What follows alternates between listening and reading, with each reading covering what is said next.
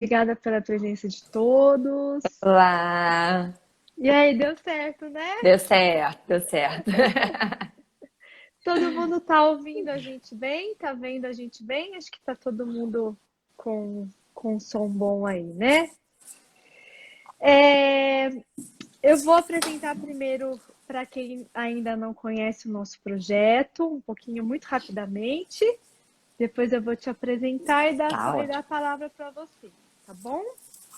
Tá. Para quem ainda não conhece, o Prematuros BR é um projeto interdisciplinar, um projeto com uma função social muito grande, né? Nascido muito da vontade de uma cientista que sempre trabalhou com a prematuridade, as questões de risco, e que se tornou mãe gestante de alto risco, mãe de 2 prematuros. Então, essa vontade de unir muito a questão da ciência, a questão do afeto, do acolhimento, de mães que passam por situações e experiências difíceis. Assim nasce o Prematuros, que é coordenado por mim e pela Ana Luísa Andreotti, e que tem uma equipe interdisciplinar, como a doutora Ana Paula Alves, que entrou. E eu tenho muita gratidão de você fazer parte dessa equipe. Esse foi um lado muito positivo das redes sociais em Muito. tempos de quarentena, né? Que a gente pôde conhecer pessoas que entendem a teoria como a gente entende a importância da humanização, do cuidado centrado na família, ou seja, do que é necessário para priorizar uma saúde materno-infantil e paterno-infantil também. Então, a doutora Ana Paula, ela é pediatra e neonatologista pela UERJ, então pela Isso. Universidade Estadual do Rio de Janeiro.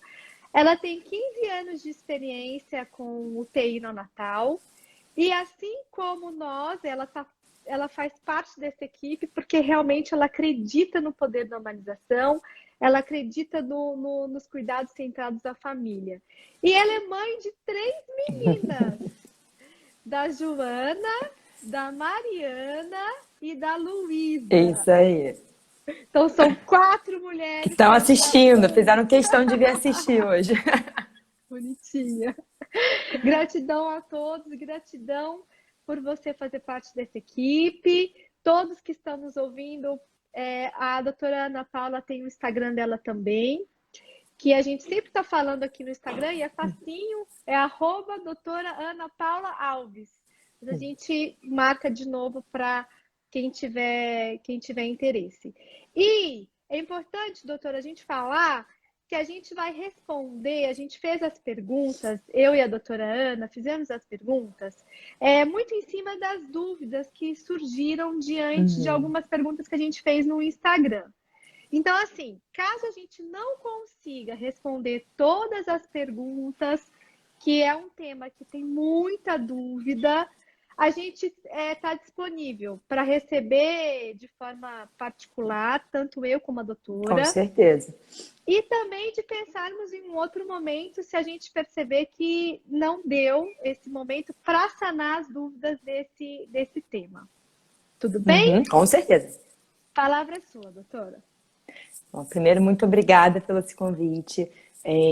Para mim está sendo uma honra participar dessa equipe. Isso que você falou, de pessoas que veem a prematuridade com outros olhos, com um olhar centrado na família, com toda a importância não só dentro da UTI neonatal, mas do segmento desses bebês Isso. depois. Então, para mim está sendo assim realmente uma excelente oportunidade. Eu que te agradeço. Gratidão. Vamos fazer muitas coisas juntas, se Deus quiser, Sim. né? Então vamos começar. A introdução alimentar, né? Ele é um momento, eu acho que é um misto, né? Às vezes de alegria, porque o meu filho vai começar a receber o alimento, mas também é um misto de dúvidas e de ansiedade, como é que vai ser esse processo? Preocupação. Preocupação, dúvida e etc e tal. E quando a gente entende desenvolvimento e a gente sabe que a experiência ela determina a qualidade, determina alguns percursos do desenvolvimento, e a gente sabe, por exemplo, que bebês que passaram longos períodos de internação, como os bebês prematuros, especialmente os extremos, outras questões de risco, como os cardiopatas, outra questão de risco, né, que tiveram que ficar entubados durante muito tempo, com CPAP, com a sonda nasogástrica, ou seja, que não tiveram a experiência de tocar essa boca no seio da mãe, de lamber, né, tocar a linguinha no corpo da mãe, de receber o leite pela via oral, né, nas primeiras horas de vida, nos primeiros momentos de vida. A gente sabe que toda essa experiência típica de uma criança de UTI neonatal vai interferir muito na questão da introdução alimentar. Com certeza. E aí vem uma dúvida muito grande dos pais, porque a gente sempre fala assim, olha, a gente vai corrigir a idade, né? Então a gente tem a correção da idade gestacional, como uma forma de minimizar esse tempo aí de experiências difíceis e de falta de experiências sensoriais e afetivas que determinam a qualidade do desenvolvimento, né? Para a questão do crescimento e para a questão do desenvolvimento. Sim. E aí, como é que fica a introdução alimentar nessa questão? Né? Corrige a idade gestacional? Corrige? Queria ouvir você. Tá. Bom, então assim, a introdução alimentar, ela tem uma relação direta e muito importante com o desenvolvimento do bebê. Isso. Então, por que nos bebês a termo a gente começa a introdução com 6 meses de vida e não porque com 3 meses, por exemplo?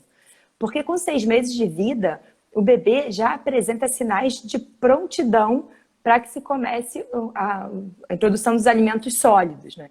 Então, é um bebê que já tem um controle cervical, né? Já consegue sustentar a cabeça, ele já consegue sustentar o tronco. Um bebê que já senta, ou senta sozinho, ou pelo menos senta com apoio. É um bebê que já tem uma diminuição do reflexo da protusão da língua, que é o que, quando a gente vem com uma colher ou com alimento, o bebê pequeno ele coloca a língua para fora, ele vai colocando assim. Então, é um bebê que não aceitaria uma alimentação, não aceitaria a colher ou o alimento. Então, esses sinais de prontidão são muito importantes no bebê a termo. É um bebê, bebê de 6 meses de idade corrigida. É aquele bebê que olha os pais comendo, já fica ali com aquele olhão, já fica querendo pegar o alimento. E se a gente for pensar num bebê que nasceu com 26, 27, 28 semanas, ele com 6 meses de idade corrigida, de idade cronológica, ele vai ter 3 meses de idade corrigida. Esse bebê, com certeza, não vai ter esses sinais de prontidão. Então, vai ser um bebê que não vai ter esse desenvolvimento cognitivo, motor, neurológico suficiente para começar e para aceitar a alimentação. Além disso, o bebê com 6 meses de vida, mais ou menos, ele já começa, o sistema digestivo dele já fica mais maduro, os rins estão mais maduros, então ele vai conseguir digerir melhor os alimentos, o sistema imunológico está mais maduro, então o risco de alergias alimentares também diminui. Então, quando a gente olha para um bebê, sei lá, 26, 27 semanas, que ficou 3 meses na UTI, entubado, ficou com CPAP, ficou com uma sonda nasogástrica, uma sonda enteral, que já teve perdeu tanta coisa, né? Como você disse, perdeu essa estimulação toda durante tanto tempo. Ele com 6 meses de idade cronológica, ele com certeza não vai ter condições de começar a introdução alimentar de uma forma mais leve, mais tranquila. Então, sim, é muito importante para os prematuros extremos essa correção. Você pode me falar dos prematuros que não são tão extremos? Eu acho tão que extremos. Falar, né? Isso aí. Nos prematuros tardios, aí isso vai variar caso a caso. Por exemplo, um bebê com 35 semanas, né? Nasceu de 35 semanas, mas de repente nem precisou ficar internado na UTI. Né? Foi para o alojamento conjunto, ficou bem, teve alta com 2 dias de vida. Ou então foi para a UTI neonatal, mas foi uma internação curta, 1 semana, 10 dias, e foi logo para casa. Esse bebê, é provável que ele consiga sim ter o mesmo desenvolvimento, né, na idade cronológica, bem parecida com a idade corrigida dele. Então, esse bebê talvez não precise corrigir a idade gestacional. Mas aí é uma questão de caso a caso, né? Não existe uma regra. A partir de 34 semanas não precisa, ou a partir de 36, não existe regra. Talvez um bebê de 36 semanas precise esperar mais um pouco, e talvez um de 34 não precise, né? A gente tem que olhar a história do bebê, a família do bebê, como é o desenvolvimento dele, qual foi o caminho que o trouxe até aqui, né? Então, é um olhar individualizado, é um olhar para aquela criança e para aquela família. Isso que você está dizendo assim, é de uma riqueza, de uma importância muito grande. Porque, assim, e eu falo isso como mãe de dois prematuros, mas especialmente a Maitê, que nasceu de 23 semanas, né? Então, assim, ela demorou muito tempo para ter essa prontidão para conseguir ter alimentação pastosa e até mesmo para receber o leite materno. Ela teve muita dificuldade porque foram muitos meses de intubação, né? Muitos meses com sonda e problemas respiratórios. A gente sabe que problemas respiratórios, cardíacos, também vão determinar aí algumas dificuldades na alimentação, né? E aí, quando você diz essa questão da individualização, né? Porque às vezes o pediatra fica muito preocupado assim, olha, ele precisa ganhar peso. Porque isso é uma grande questão dos pais de prematuros. Para todo mundo, com certeza. Para todo mundo, né? O médico, o pediatra que quer que ele ganhe peso, os pais que querem que ele ganhe peso, e de repente ele não tem a prontidão para começar uma introdução alimentar, mesmo que tenha tido de repente uma correção da idade gestacional. Sim. Então, o entendimento de que a medicina não é exata, eu acho que os pais precisam entender e todo mundo precisa entender. Cada caso é um caso. Cada caso é um caso. Que você disse é importantíssimo, né? Mesmo que ele tenha nascido de 35 semanas, que é um prematuro tardio, pode ser que eu tenha sim que fazer a correção da idade gestacional para a introdução alimentar por conta de alguma especificidade da história dele. E não porque os artigos dizem que não é para fazer a correção da idade gestacional. Eu acho que isso é muito importante, né? E porque também, acho que a gente vai linkar com a segunda pergunta. Doutora Ana, a alimentação é uma das atividades mais complexas do ser humano. Por quê? Porque ela é uma atividade de integração de sensações, assim, o tempo todo e de forma muito intensa. Então, quer dizer, que para a gente comer, não é só o alimento na boca. Não é só isso. A gente vê o alimento, a gente sente o cheiro do alimento, a gente sente a textura, a consistência, a temperatura, sabor. A gente tem que ter força para mastigar. Então, eu tenho que ter uma condição orofacial adequada. Com certeza. Né? Eu tenho que saber localizar o alimento na minha boca. Cadê o alimento? Eu preciso saber deglutir, respirar e mastigar. Então, é uma integração de sensações e de condições que a criança tem que ter, que é muito grande. E aí, se a gente pensa lá no prematuro extremo, ou na criança que ficou muito tempo internada, como foram as experiências de receber o leite, porque ficou muito tempo com sonda, ou seja, a primeira experiência já não teve. Como é que é essa experiência de receber o alimento, deglutir, ou seja, sugar, deglutir e respirar? Como é que é eu ter essa força? Porque é muito comum uma hipotonia. Claro. Porque a criança... Às vezes são meses, né? São os primeiros 3 meses sem sugar. São meses. A Maitê, por exemplo, ela ficou 5 meses. Né? Então, assim... Até o reflexo mesmo de sucção acaba perdendo, né? Tem uma diminuição mesmo. Exatamente. Então, assim, o que a gente ouve muito, né? A gente tem que entender que o prematuro, ele tem uma imaturidade neurológica, ele carrega consigo uma imaturidade neurológica, ele carrega consigo efeitos dessa não experiência e que vai interferir em toda a introdução alimentar, mesmo que eu corrija a idade gestacional. Sim. Aí você vai ouvir de pais o seguinte: olha, eu comecei a fazer a introdução alimentar na correção da idade, deu tudo certo, a papa, o pastoso, só que aí eu coloquei o arroz, um grãozinho de arroz, já não aceitou. E aí, como é que é isso, né? A gente pode voltar, ou seja, calma, né? Ela precisa de mais experiência, ela precisa de um tempo. Como que é esse olhar seu, né? Dessa criança que tem todas essas características, que de repente começa uma introdução alimentar adequada e depois, no meio do caminho, começou o pedaço, não. Ou até antes, tem criança que só aceita o leite. Colocou alguma coisa pastosa na boca, fechou a boca, travou, não vai.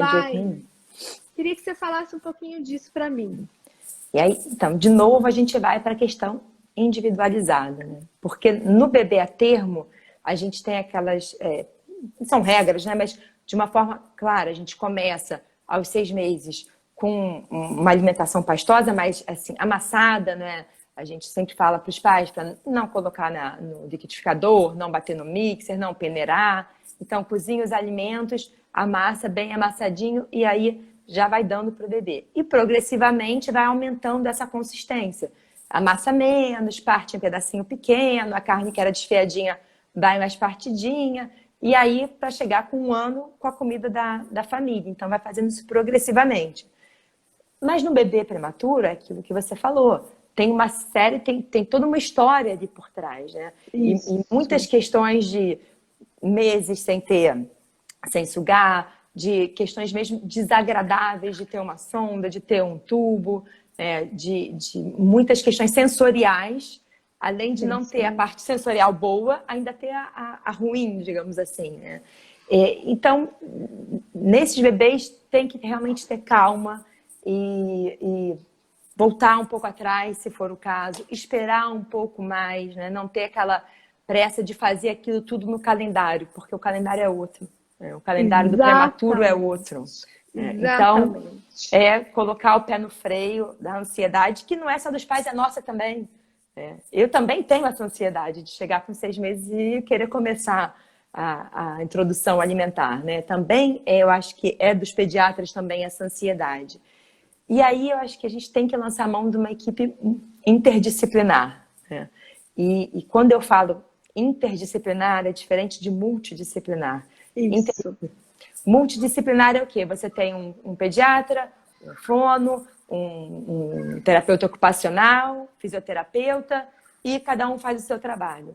Interdisciplinar é quando todo mundo junta os trabalhos. Né? Então, quando eu falo com a fono, olha, eu queria começar a introdução alimentar, mas eu não sei se esse bebê está pronto. O que você acha? Vamos falar com a TO, vamos falar com a fisioterapeuta. Vamos todo mundo juntar para fazer os exercícios, enfim, para estimular esse bebê para que ele possa conseguir se alimentar. Então, acho que isso é o mais importante. Ter uma equipe que trabalhe em prol desse bebê e dessa família. Porque a gente costuma explicar muito para os pais o seguinte, né?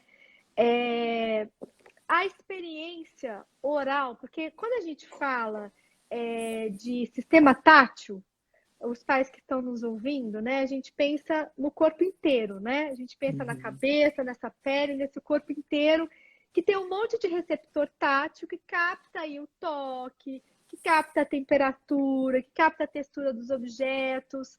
E aí a gente esquece que essa boca, a boca é uma das maiores, é um órgão com uma das maiores representações do cérebro, né? Ali na parte. Tanto é que tem um homenzinho que, se os pais quiserem ver, né? Um homúnculo. Como que a boca parece uma um boca cérebro, enorme, digamos assim. A boca é enorme, né? A mão é enorme, o pé é enorme, ou seja, a gente está cheio de receptores táteis na boca para captar essas informações de tudo isso que a gente está falando. E se a gente for pensar, o bebê prematuro ou o bebê que passa por uma longa internação, ele tem uma experiência muito negativa quando se pensa em sensações orais e táteis nessa boca. Ao contrário do atermo ou de crianças que tiveram as primeiras experiências indo para o seio da mãe, recebendo Logo na primeira hora de leite. vida, né? Exatamente, conseguindo fazer esse reflexo de sucção, sendo alimentado, saciado, né? Porque quem não tem sonda não sabe nem a saciedade, né? Parou a sonda, parou. Se eu queria E mais, aquele horário eu queria, certinho, né? aquele horário certinho. Então, ou seja, a gente tem que entender também que a recusa do alimento, a recusa da experiência, dessa textura, dessa consistência, também está ligada com o fato de ter um recebimento de experiências muito negativas e não prazerosas nesta boca. Por quê? Para eu aceitar alguma coisa que eu não conheço, vou pensar no atermo. Na criança sem intercorrência nenhuma. O atermo pode ter dificuldades na introdução alimentar, porque receber textura diferente, gosto diferente, temperatura diferente, com um corpo que nunca recebeu isso, não é fácil. Você precisa integrar, como a gente acabou de falar, você precisa integrar um monte de informação. Com certeza. Né? Então, o prematuro, essa criança que tem longa internação, ele também carrega isso com ele. Dessa condição de, o que vai colocar na minha boca... Geralmente é ruim, né? Geralmente é ruim. É muito tempo entubado, é muito tempo com CPAP, com sonda. Então, assim, ele já tem uma memória aversiva ao que vai na boca, né? Então, assim, é muito comum os pais falarem disso, né? Dessa aversão. Mas, poxa, eu nem comecei a introdução alimentar. Agora que eu comecei, mas eu encosto o dedo na boca dele, ele não gosta. Ou ele é uma criança que não coloca brinquedos na boca. Porque a gente sabe que o bebê oral... Com certeza. Né? O bebê leva tudo para a boca. Né? Leva tudo para a boca. Então, assim, às vezes o pai fala, poxa... mas ele não aceitou de jeito nenhum. Aí você vai perguntar para o pai dessa história, aí é um pai que fala, olha, ele nunca levou nada na boca, ele não deixa ninguém encostar na boca.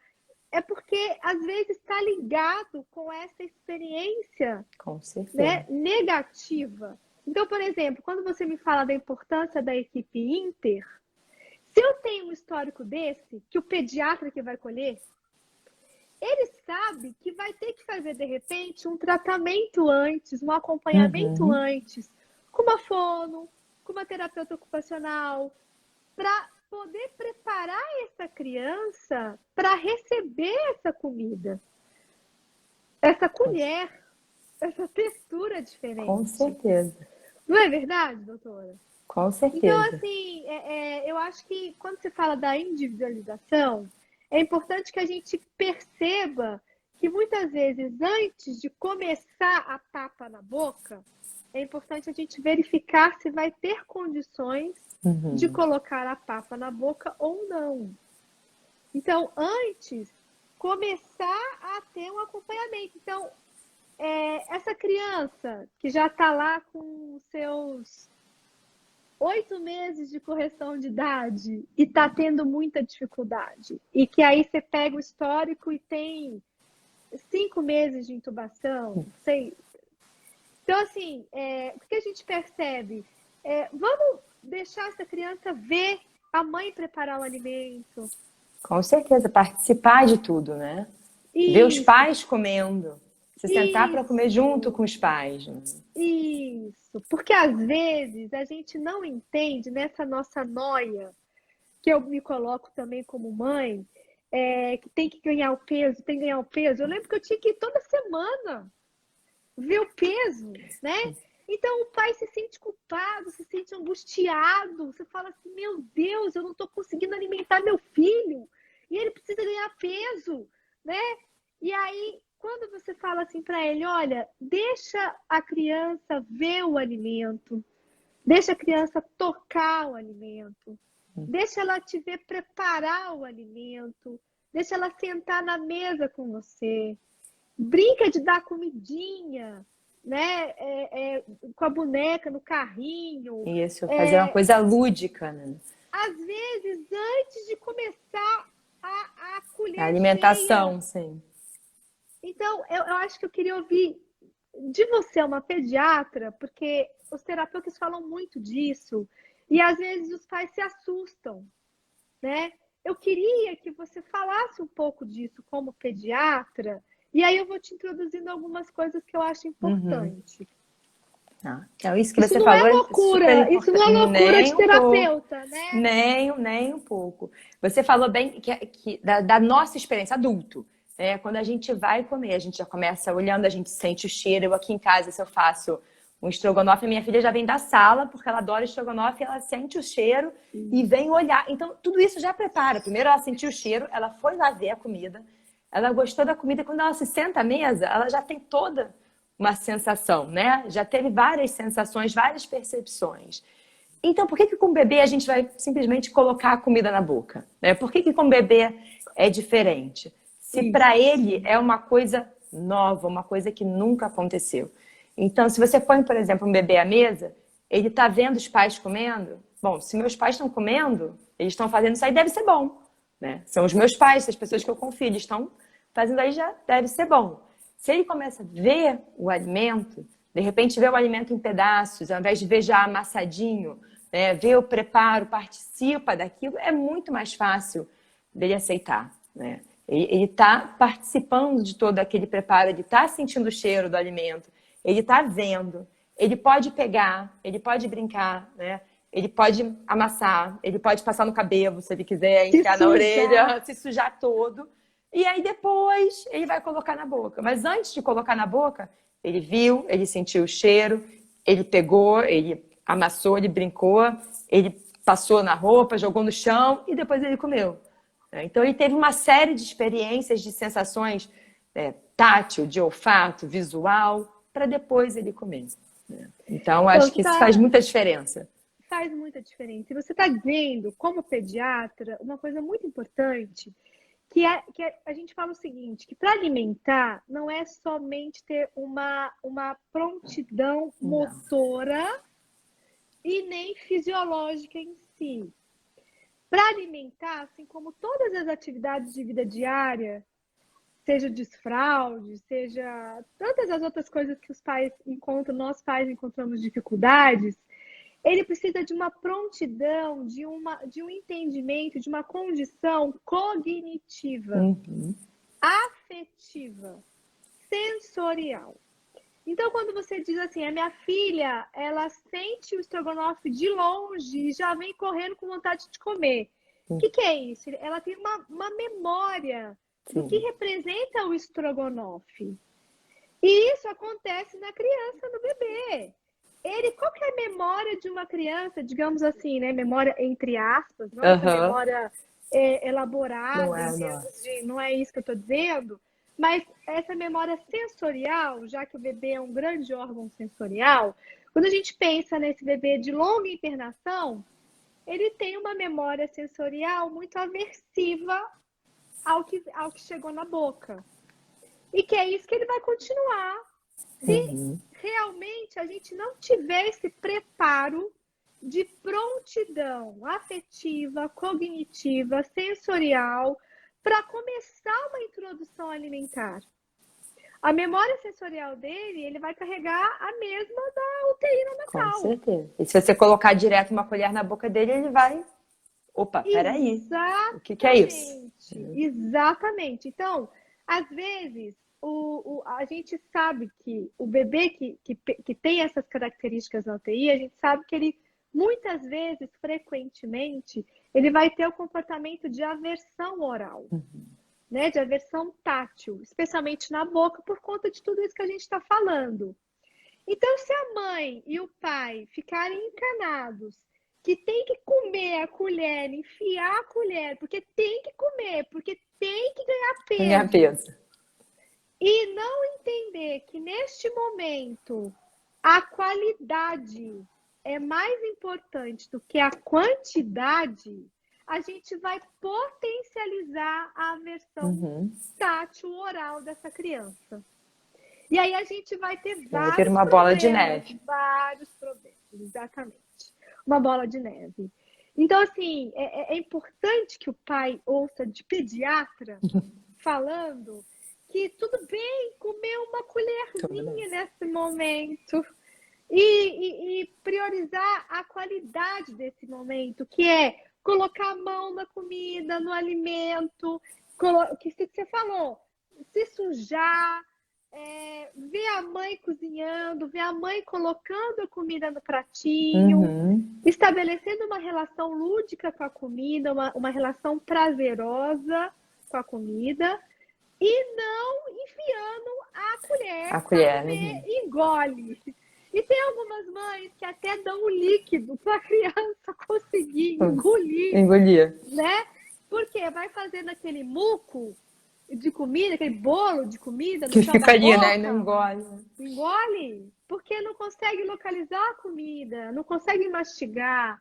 Tem uma aversão muito grande a esse recebimento, né? Então, eu queria que você falasse como pediatra que vocês vão pensar em possibilidades para essa criança ganhar peso, mas não enfiando a comida goela abaixo. Fala um pouquinho disso pra gente.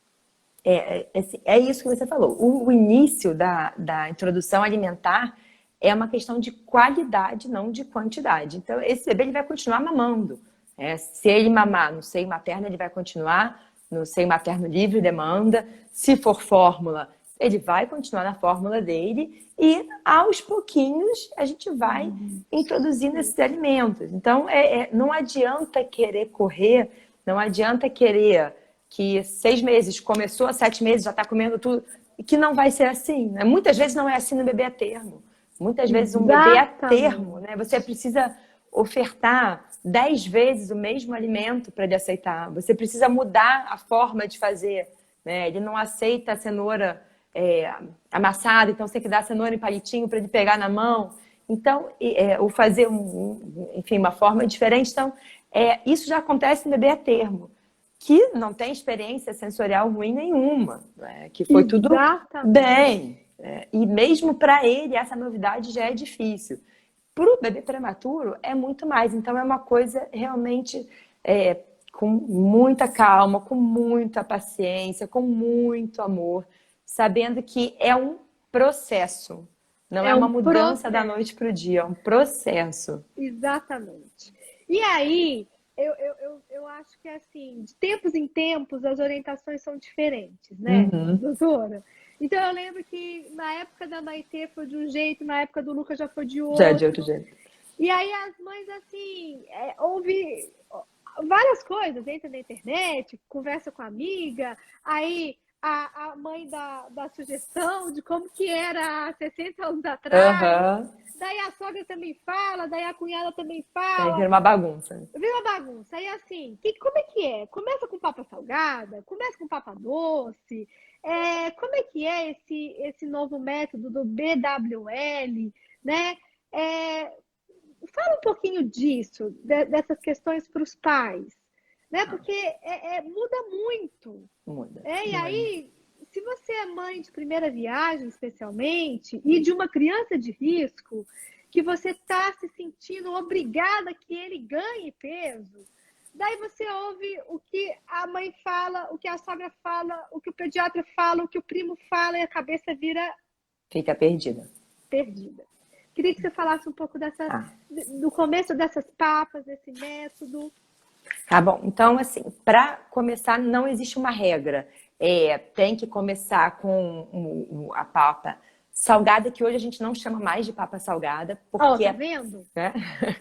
Quando você fala papa salgada, te faz entender, te lembra de que vai colocar sal. E não é para colocar sal. Né? Tá vendo? O sal é pra gente evitar o máximo possível no primeiro ano de vida, né? Então, assim, é a papa, que a gente chama papa principal, é a refeição principal, que é o almoço e jantar, é isso. E as frutinhas. Então, assim, não tem uma regra, tem que ser um ou tem que ser outro. Eu, pessoalmente, acabo achando melhor a fruta, porque o bebê humano ele tem um gosto inato pelo o mais docinho. E eu acho também que, de repente, um bebê comer 2 colherzinhas pequenininhas de uma fruta seja um pouco menos angustiante para os pais do que 2 colheres pequenininhas de almoço, né? A gente acha que almoço é aquela refeição maior. Então, eu acabo começando pela fruta e depois pela papa principal. Mas isso não existe uma regra. Se a família quiser começar pelo almoço, não tem problema nenhum.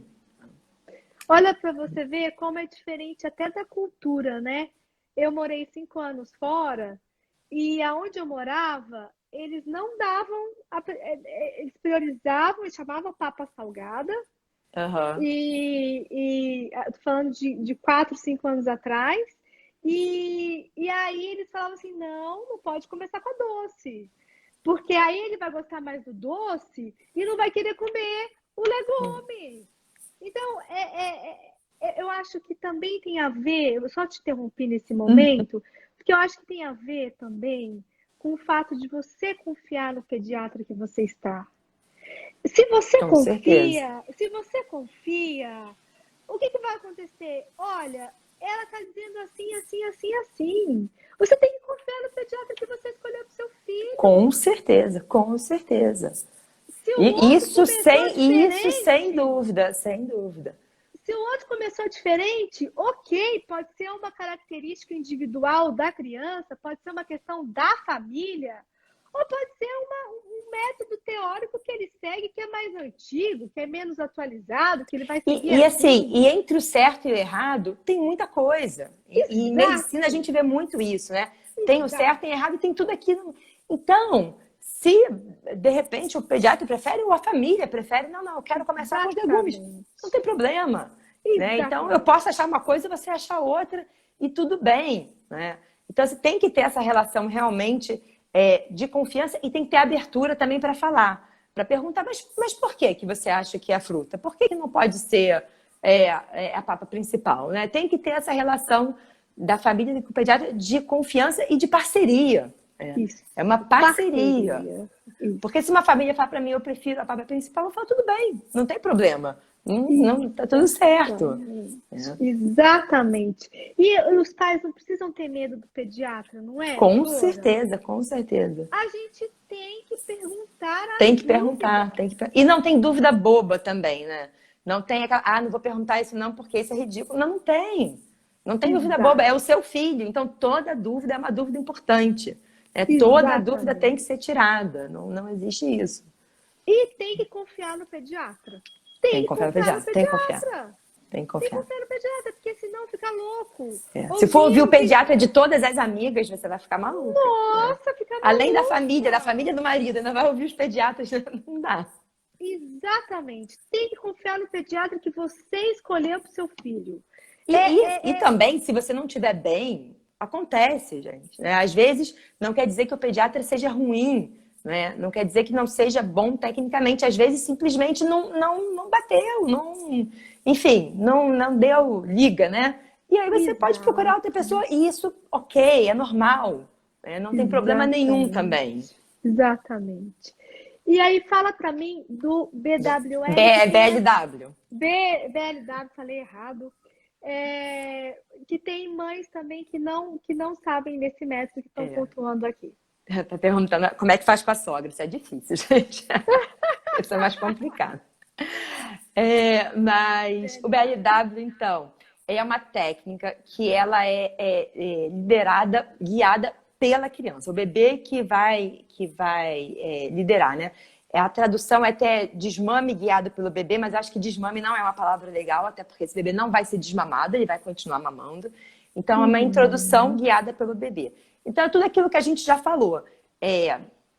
O bebê que vai ver a comida, né? A comida no BLW ela é oferecida em pedaços, não é aquela coisa amassadinha, não é misturado. Então, você vai colocar lá o brócolis com o cabinho para o bebê pegar, a cenoura em pedacinho, a carne desfiadinha, mas tudo separado. E o bebê vai poder ver, vai poder cheirar, vai poder tocar e ele vai levar na boca, né? E o BLW fala muito dessa questão da criança comer a comida da família, né? De não precisar fazer uma papinha separada para o bebê, né? A gente só tem que prestar atenção na questão do sal, na questão dos temperos, que tem que ser temperos naturais, mas que se hoje a família vai comer cenoura, o bebê come cenoura. Se hoje a família vai comer brócolis, o bebê come brócolis, né? E fazer uma coisa mais fácil, mais leve. Então, o bebê vai se sentar junto com a família, vai ter esse momento de prazer, de interação familiar, e ele que vai comer, e ele vai ver o que ele vai comer, o quanto ele vai comer. Porque é ele que vai levar na boca dele e ele que vai dizer quando ele não quer mais. E existem duas preocupações muito importantes dos pais quanto ao BLW. A primeira é do bebê engasgar. Então, assim, como é que isso é feito? Então, obviamente que você vai partir em pedaços grandes, você não vai pegar uma cenourinha desse tamanho, porque realmente ele pode engasgar. Então, vai partir em pedaços grandes e aí ele vai com a gengiva, ainda que ele não tenha dente, mas a gengiva já é durinha e vai amassando, vai triturando e vai comendo. Então, para um bebê que está neurologicamente pronto, não existe esse risco, mas é isso. Não vai colocar uma criança que ainda nem segura o tronco direito para fazer isso. Então, o bebê tem que estar neurologicamente pronto. Ok, ele pode sim, ele não tem um risco maior de engasgo. E uma outra preocupação das famílias é que ele não coma tanto, porque acaba fazendo aquela bagunça toda e que não vá tanta coisa para dentro da boca. E aí é aquilo que a gente falou, a nossa preocupação nesse primeiro momento não é de quantidade, mas sim de qualidade. E se a família falar, eu posso fazer uma mistura dos dois? À vontade, não tem problema nenhum. Tá? Então, assim, você não tem que ser ou colher ou BLW. Uma coisa não é excludente da outra. Você pode oferecer de colher e, ao mesmo tempo, deixar os pedacinhos ali para o seu bebê. E, ao mesmo tempo, ele pode bater no prato, ele pode fazer bagunça. Né? Uma coisa não é excludente da outra. Eles são complementares, ao meu ver. Eu também entendo dessa forma. Que é complementar, né?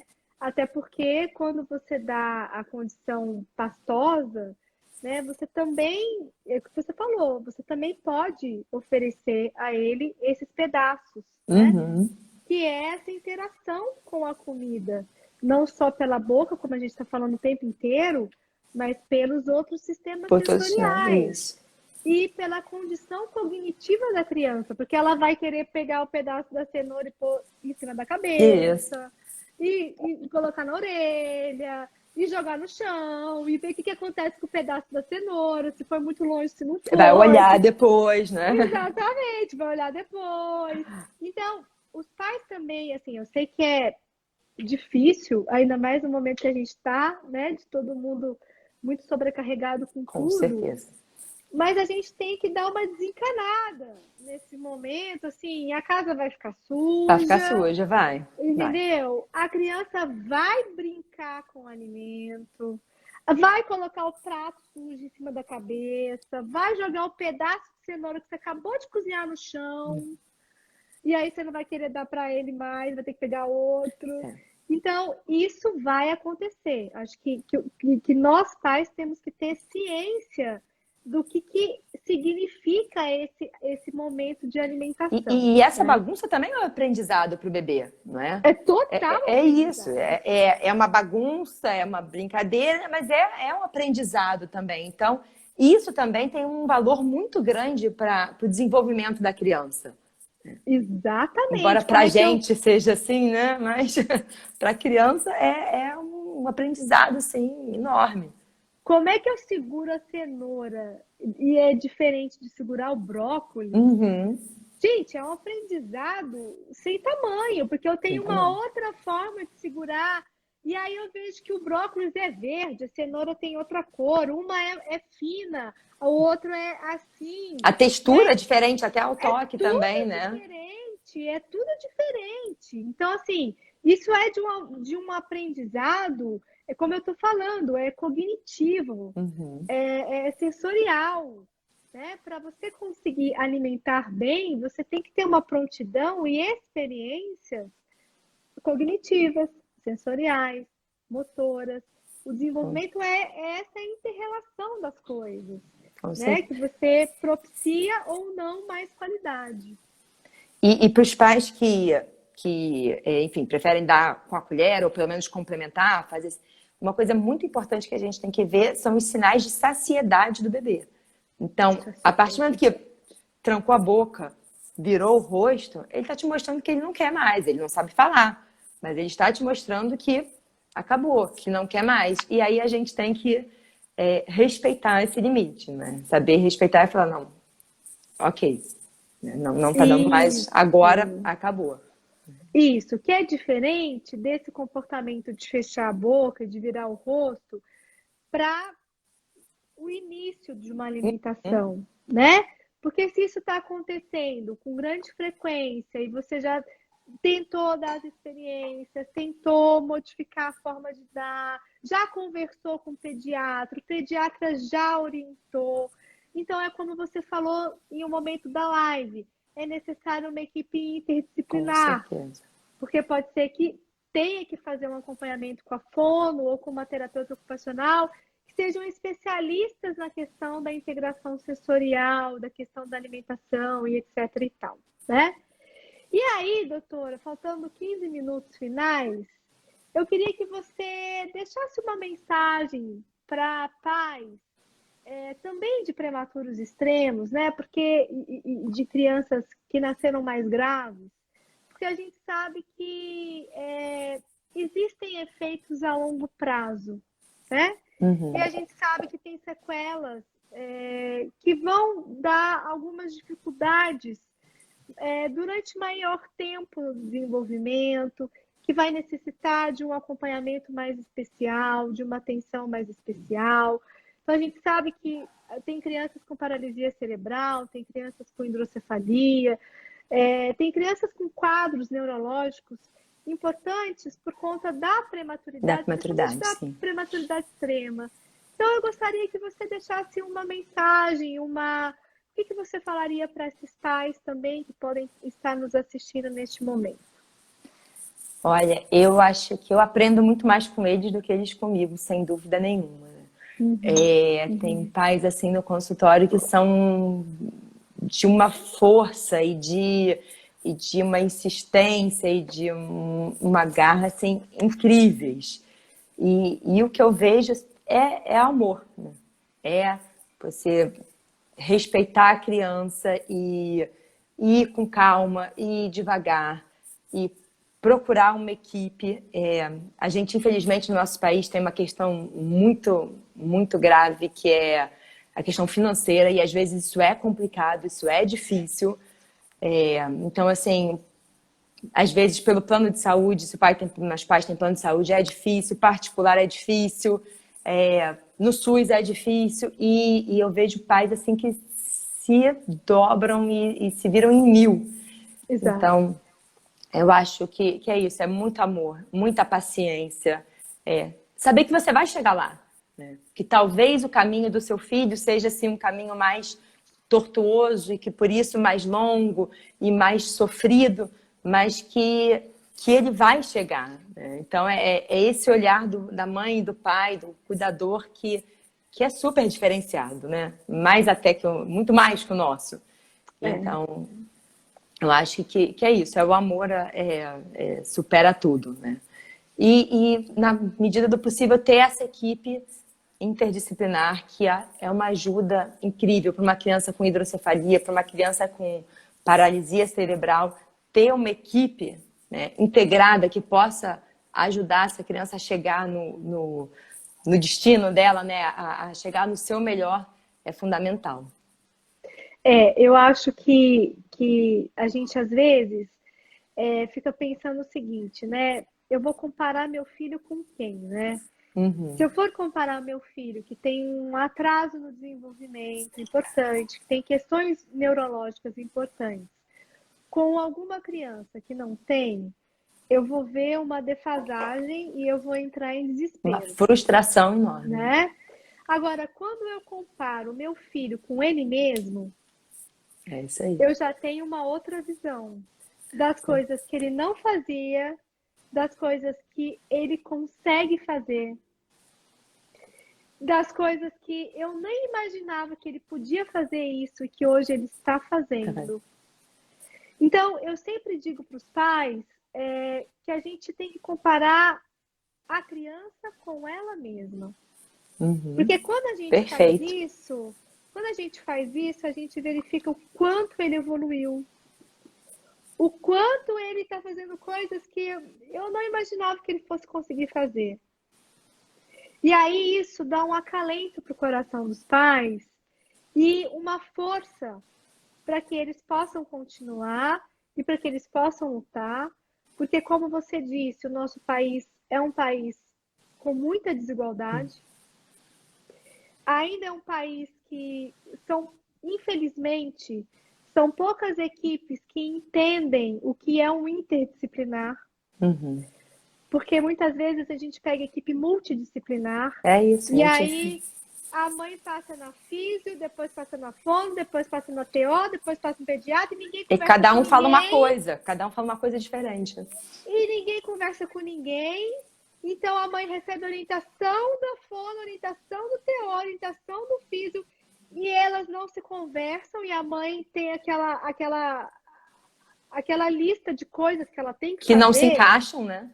que não se encaixam e que um profissional não sabe que falou com o outro. Né? Então, a gente sabe que, infelizmente, a realidade do nosso país não são de equipes interdisciplinares, mas também a gente sabe o quanto que o trabalho de formiguinha faz efeito, né? A gente sabe o quanto que falar isso em uma rede social, que vai para o YouTube, que a mãe vai passar para outra mãe, que vai para o seu canal, que vai chegar em Essa hoje é uma outro, ferramenta excelente, né? A gente pode chegar em vai pessoas que jamais chegariam.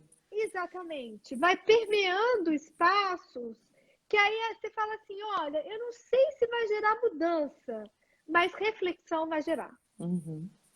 Né? No mínimo, uma reflexão vai gerar de que forma que a gente vai gerar o acompanhamento dessas crianças de risco, que são os prematuros, que são as crianças internadas há longo tempo, ou que já têm um diagnóstico fechado, né? Que já sabemos de algumas sequelas, já sabemos de algumas coisas. Isso muda, isso modifica. E isso acalenta o coração dos pais. Com certeza. Não é mesmo, doutora? Com certeza. E isso que você falou, eu achei assim, perfeito. Que você tem que comparar o seu filho com ele mesmo, né? E se você for compará-lo com um bebê que estava lá, de 500 gramas, entubado, com um monte de drogas, sem alimentação, passou por cirurgias, enfim, tudo isso. E agora você vê um bebê, né, que está aí começando a alimentação, que de repente ainda não tem o desenvolvimento que você, enfim, sonhava, mas que tem muito mais coisa do que aquele bebê lá atrás. Isso é que é importante, né? Não importa o que o filho do outro Exato. faz. Importa isso, Exatamente. as suas batalhas e o que o seu filho está conseguindo fazer que ele não fazia ontem ou há um mês atrás, né? E Exatamente. isso não tem preço, né? Exatamente. Exatamente. E é por isso que a nossa parceria, ela aconteceu, ela só vai aumentar, porque a gente precisa de profissionais humanos, Assim, a gente precisa de profissionais que entendem o cuidado centrado na família, e a gente precisa de profissionais que acalentem os pais, que escutem os pais, e que não só você tem que fazer isso, você tem que fazer aquilo, com tá certeza. errado, que A gente tem muito mais que acalenta. ouvir do que falar, na verdade. Exatamente, exatamente. Então, a minha gratidão à sua presença nessa equipe, a essa live que eu acho que foi Eu amei. maravilhosa. Eu acho que os pais que estiveram com a gente puderam acalentar o coração, puderam ficar menos angustiados. Então, eu só tenho que agradecer e esperar um outro momento do nosso encontro com Com outros certeza. assuntos. Com certeza. Eu que te agradeço, Tereza. Realmente te encontrar e te conhecer, né, virtualmente foi um grande presente. Eu adorei essa live. E eu vendo aqui os comentários de alguns pais, eu me emociono, realmente, porque eu acho isso, a gente conseguir chegar em alguns pais e conseguir falar e acalentar o coração de alguns pais, acho que isso não tem preço, né? Isso é incrível, realmente. Então, eu agradeço muito. Isso mesmo, estamos produzindo saúde, né, É doutora verdade, Ana? é verdade. Porque um pai tranquilo e uma mãe mais tranquila, o que que acontece? Uma É um criança muito mais bebê tranquila, muito mais com certeza, tranquila, com né? certeza. Uma mãe cheia de culpa e cheia de angústia é uma criança mais agitada, Com principalmente na hora de certeza, comer, com certeza. né? Então, acho que isso é super importante. Eu agradeço muito. Eu acho que a gente conseguiu responder. Eu fui olhando mais ou menos Acho que aqui. sim, Eu acho que a gente conseguiu responder a maioria das perguntas. Eu acho que as mães que tinham dúvidas quanto ao BLW, BLW. eu sempre confundo, é, tiraram as suas dúvidas. E então, se vocês tiverem mais alguma coisa muito específica, podem mandar para a gente, Podem ou no enviar, Prematuros BR, ou no arroba doutora Ana Paula Alves, que ela, com muito carinho, responde a pergunta com de vocês. certeza. Tá bom? Tá bom. Um grande Um beijo a beijo, Tereza. todos. Boa noite. Bom Boa fim de noite, semana a bom final de todos. semana.